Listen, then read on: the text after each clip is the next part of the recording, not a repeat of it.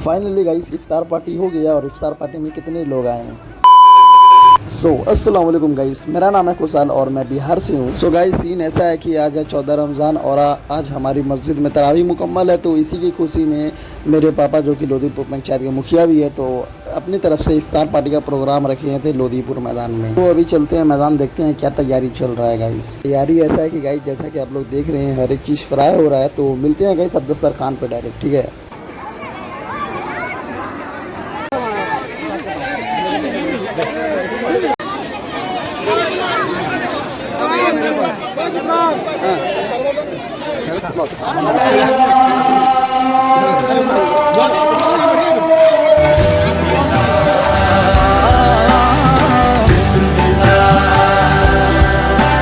So guys video को like कर दो, चैनल को सब्सक्राइब कर दो एंड इसका लॉन्ग व्लॉग देखना चाहती हो तो डिस्क्रिप्शन में लिंक है, प्लीज़ वहाँ से देख लो। मिलते हैं नेक्स्ट व्लॉग में। अस्सलाम वालेकुम।